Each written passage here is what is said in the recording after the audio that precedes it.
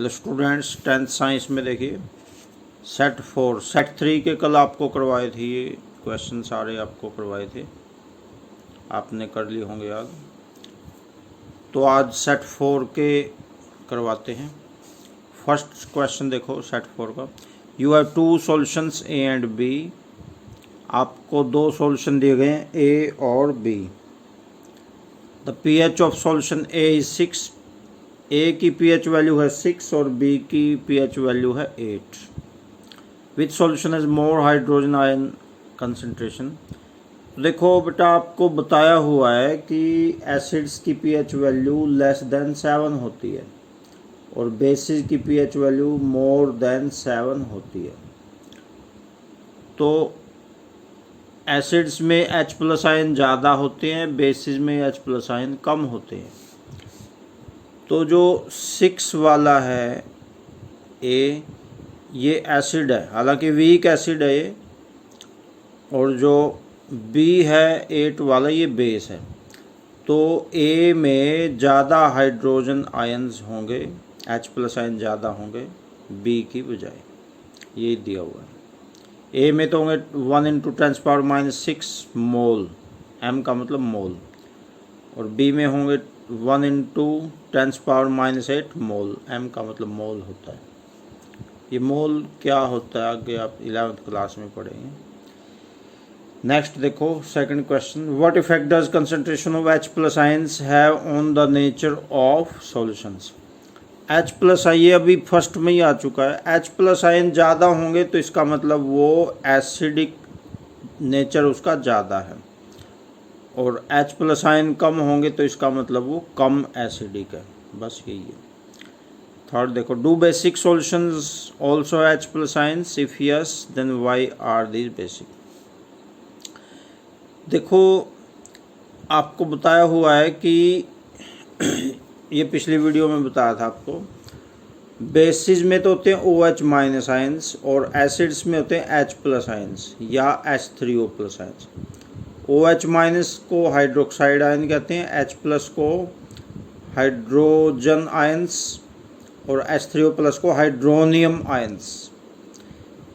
Basis में ये होते हैं, एसिड्स में ये होते हैं, लेकिन आज मैं आपको बताता हूँ बेसिस में ये भी होते हैं, लेकिन ये थोड़े होते हैं, और एसिड्स में ये भी होते हैं, ये थोड़े होते हैं।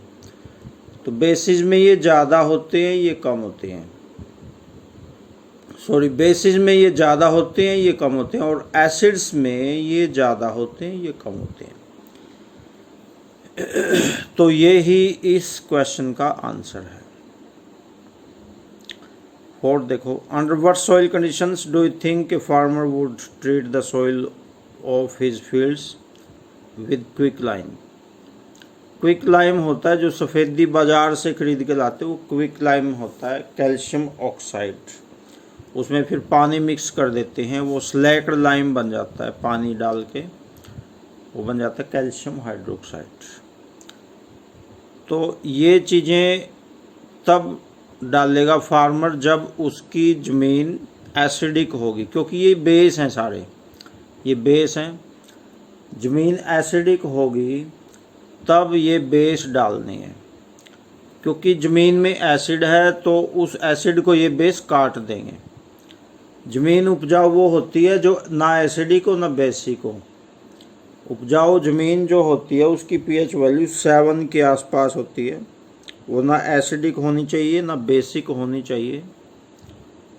तो न्यूट्रलाइजेशन रिएक्शन में आपको बताया हुआ है कि एसिड्स और बेसिस की रिएक्शन को न्यूट्रलाइजेशन रिएक्शन कहते हैं। एसिड और बेस को अगर मिक्स कर दें आपस में तो वो एक दूसरे को काट देते हैं। ये बात आप याद रखो बिल्कुल, क्योंकि कई क्वेश्चंस में ये बात काम आनी है। एसिड्स और बेसिस एक दूसरे को काट देते हैं। तो ये जो हैं क्विक लाइम, स्लैक्ड लाइम और चाक, ये बेस हैं सारे। तो इनको अगर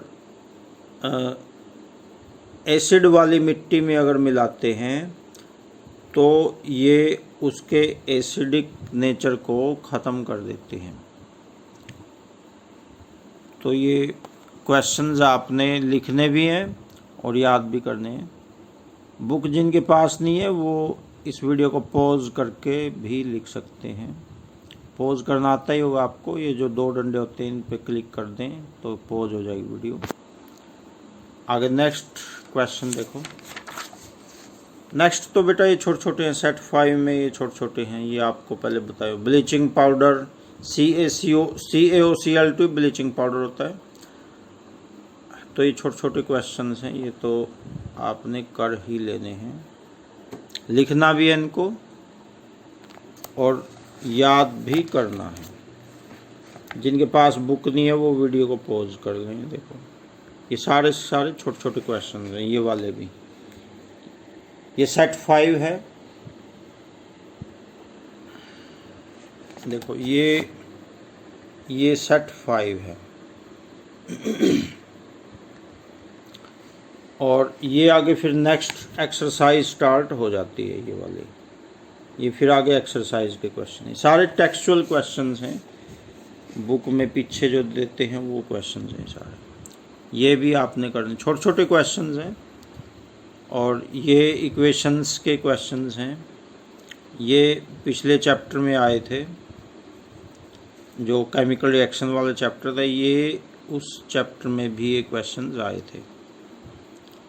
तो यहीं तक आप कर लो, 5th क्वेश्चन तक ही आज आपने करने हैं, तो बाकी फिर आपको नेक्स्ट वीडियो में करवाएंगे।